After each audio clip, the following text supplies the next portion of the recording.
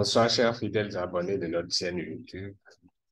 Nous voici aujourd'hui le 10 mars 2023 pour la dernière journée de notre conférence sur l'efficacité énergétique, conférence qui a démarré depuis le lundi dernier. Je suis Ekluson Adrose Adongo Tchodo.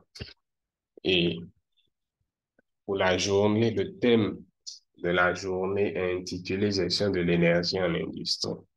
Après avoir parlé de la gestion de la gestion de l'énergie en éclairage et en ventilation, aujourd'hui, nous allons nous projeter un peu dans l'industrie.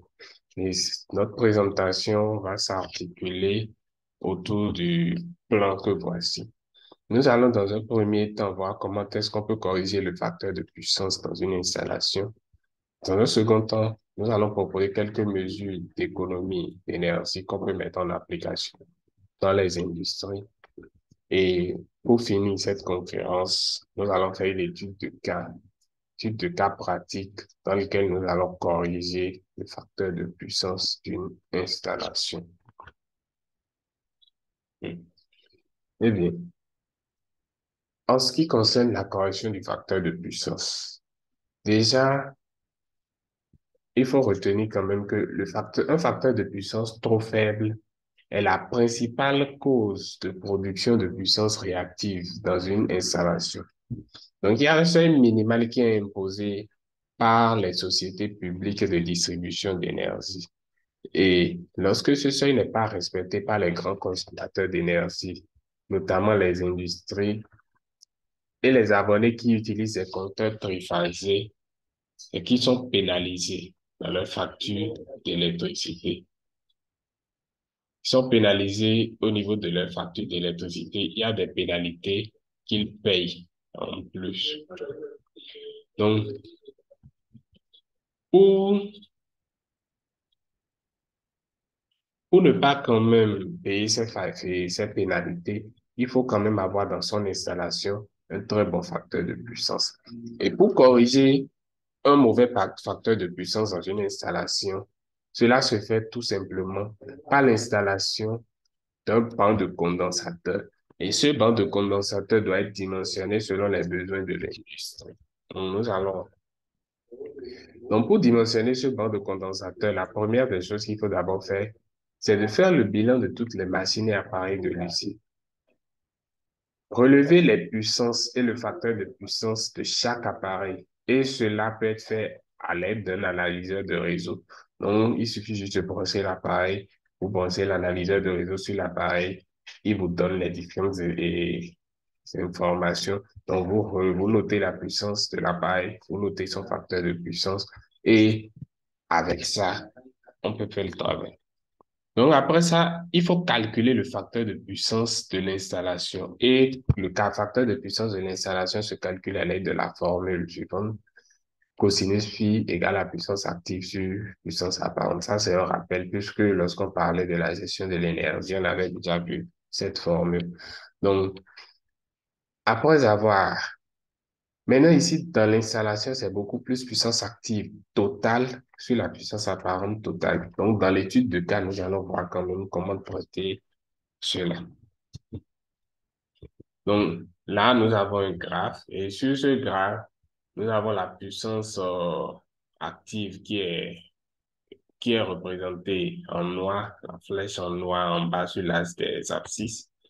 Nous avons la puissance réactive consommée, réelle consommée, qui est en très plein orange, donc c'est juste en haut. Et nous avons la puissance réactive qu'on désire consommer, qui est en pointillé. Donc la puissance réactive qu'on désire consommer, c'est en quelque sorte la puissance réactive pour laquelle le facteur de cosinus de l'installation est le bon. Et en pointillé noir, nous avons le facteur de la puissance active et apparente qu'on désire consommer pour ne pas quand même surcharger le réseau de distribution. Donc, pour corriger le facteur de puissance, déjà la première chose, c'est ce qui nous intéresse beaucoup plus, c'est la puissance du banc de condensateur. Et cette puissance, c'est ça qui est grand P. Donc, c'est égal à la puissance réactive initiale moins la puissance réactive finale.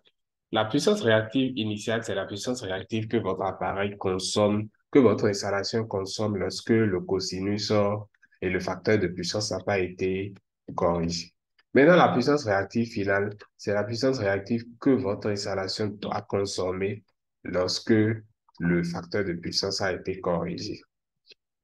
Donc, quand on revient en arrière, nous voyons quand même que l'angle phi et le tangent de, je dis, la tangente de l'angle phi initial est égale à la puissance réactive initiale sur la puissance active initiale.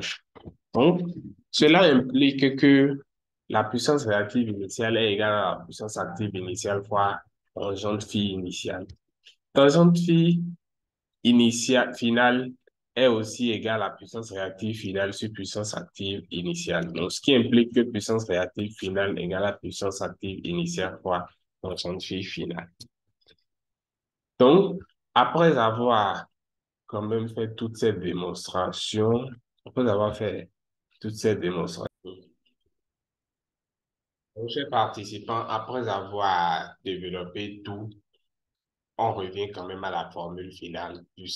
La puissance du banc de condensateur, c'est égal à la puissance active initiale, facteur de tangente phi initiale moins tangente phi finale. Donc, tous les développements qui ont conduit à ce résultat, tous ces développements-là sont là. Donc, voilà ainsi comment est-ce qu'on peut dimensionner un banc de condensateur pour pouvoir produire sa propre énergie réactive et pour réduire la consommation de l'énergie réactive d'une installation. Okay. Donc maintenant, après ça, chers amis, qu'est-ce qu'il faut faire par la suite? En ce qui concerne les mesures d'économie d'énergie, toutes les mesures d'économie d'énergie que nous avons eu à énumérer dans l'éclairage sont valables, puisque quand on parle d'une industrie aussi, il y a l'éclairage qui est un des besoins en industrie. Les mesures d'économie d'énergie en ventilation et climatisation aussi sont valables, parce qu'en industrie, nous avons aussi des systèmes de climatisation, on a des systèmes de ventilation, on a des systèmes de froid et tout. Donc, je rappelle rapidement et brièvement les mesures d'économie d'énergie en éclairage. Donc, ce qu'on avait dit, il faut réduire le temps de fonctionnement des sources lumineuses. Donc, dans l'industrie, il essayait quand même d'identifier les endroits où l'utilisation des luminaires n'est pas vraiment, et l'utilisation permanente des luminaires n'est pas vraiment importante. Donc, à ces endroits-là, essayez quand même de réduire les temps de fonctionnement. Dans l'industrie aussi, essayez de remplacer les sources lumineuses avec des lampes de haute efficacité et de durée de vie importante. Donc, s'il y a des lampes qui sont anciennes et qui consomment vraiment, le mieux est de les remplacer par de nouvelles lampes qui consomment moins. Entretenir aussi les lampes. Et on peut également faire usage des systèmes de commande automatique, surtout dans certains compartiments ou bien dans certains départements de l'industrie. Après ça, en ventilation, on avait proposé d'ajouter un compresseur et ajouter au compresseur un économiseur qui est un dispositif qui permet quand même d'augmenter la puissance frigorifique. Ensuite, on avait proposé, on avait parlé il faut nettoyer, faire le détractage des condensateurs à air ou à eau afin de réduire les dépôts organiques. Nettoyer régulièrement les évaporateurs pour les désencrasser et pour économiser 0,5 et 3% de l'énergie.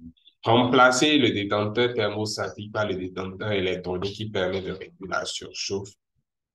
Et, et enfin, remplacer trimestriellement les filtres du système pour éviter de réduire la puissance du circuit frigorifique à cause de non-classement. Donc après ça, il faut également inspecter et vérifier les conduites de ventilation, de chauffage, de climatisation pour identifier quand même s'il y a des fuites ou pas. Donc s'il y a des fuites au niveau de cette conduite, c'est que la conduite est percée à un certain niveau. Identifier alors le niveau où la conduite est percée à travers la fuite et réparer quand même ces conduites à ces niveaux percés. C'est quand même très, très important parce que ça permet d'économiser et ça permet d'économiser de l'énergie et ça permet de contenir quand même toute l'énergie qui est produite dans ces conduites-là. Maintenant, ensuite, qui est aussi très, très important, il faut corriger le facteur de puissance s'il est inférieur à la valeur minimale pour ne pas être frappé par les pénalités. Là, les entreprises sont surtout frappées par les pénalités. Donc, il faut sensibiliser également les employés des unités techniques sur les comportements adoptés concernant l'utilisation des machines, toutes les machines énergivores. Leur faire quand même comprendre que quand ils finissent d'utiliser une machine, ils vont mieux l'éteindre et tout. Installer aussi des systèmes de régulation automatique pour réguler la consommation au besoin. Maintenant, après ça, il y a aussi quelque chose de très important. Il faut avoir des systèmes d'apport et d'appoint d'énergie pour pouvoir quand même permettre aux industries de ne pas consommer l'énergie électrique et du réseau public pendant les heures de pointe. Parce qu'aux heures de pointe, quand ils consomment l'énergie aux heures de pointe, ils sont aussi frappés par des pénalités. Alors que le but de l'efficacité énergétique, c'est économiser de l'énergie et en même temps économiser de l'argent. Et de manière à ce que ces économies d'argent puissent être réinvesties pour produire après sa propre énergie, sa propre énergie. Donc, chers amis, voilà un peu en ce qui concerne les mesures d'efficacité et les mesures d'économie d'énergie en industrie. Et pour finir, on vous a parlé aussi d'une étude de cas. L'étude de cas aujourd'hui concerne la correction du facteur de puissance. Et le cas qu'on va étudier est énoncé ici. Donc, nous sommes dans un atelier qui est constitué quand même de trois machines qui constituent les charges dont les caractéristiques sont les suivantes. Donc, quand on prend notre machine, sa puissance active est de 20 kW, son facteur de puissance est de 0,8. La machine 2, 27 kW, son facteur de puissance est de 0,6. La machine 3, 9 kW, son facteur de puissance est de 0,86. Donc, nous voyons quand même que pour toutes ces trois machines, leur facteur de puissance, si le seuil exigé par la société de distribution d'énergie est de 0,9 est en dessous quand même du facteur de puissance. Donc voilà, la consigne, c'est calculer la puissance du banc de condensateur utilisé pour relever le facteur de puissance à 0,9, donc seuil minimal exigé par la société de distribution. Alors, qu'est-ce que nous allons faire? Nous allons dans un premier temps d'abord essayer de calculer le facteur de puissance globale de l'installation. Et dans le tableau qui est le tableau ci-dessous, nous voyons quand même que nous avons essayé de faire un bilan. Les puissances actives sont là, les facteurs de puissance sont là. Donc, nous avons calculé la puissance réactive. Et la puissance réactive, pour le calculer, ça fait P fois le sinus, c'est P fois sinus phi. Donc ici, pour avoir le sinus phi, le facteur de puissance, c'est ça, le cosinus phi.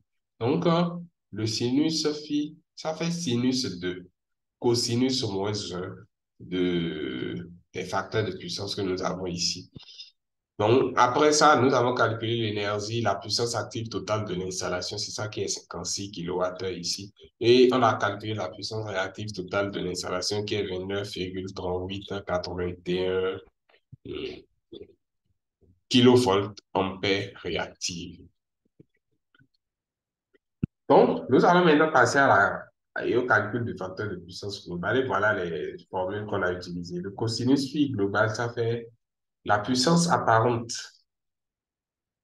Non, la puissance active totale de l'installation sur la puissance apparente totale de l'installation.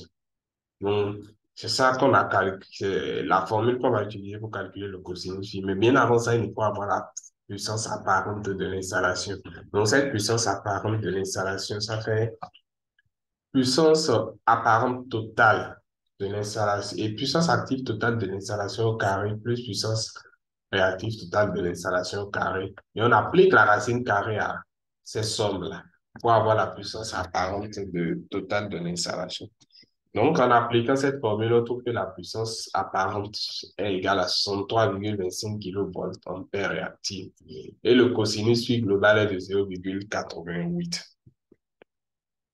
Donc là, on a utilisé quand même cette formule pour pouvoir, la formule, quand on calcule, quand on utilise cette formule, on trouve que la puissance du banc de condensateur à utiliser pour pouvoir et produire notre propre énergie réactive ou bien pouvoir relever le facteur de puissance à 0,9 est de 3,136 kV-ampères réactifs, ce qui fait environ 3136 voltampères réactifs.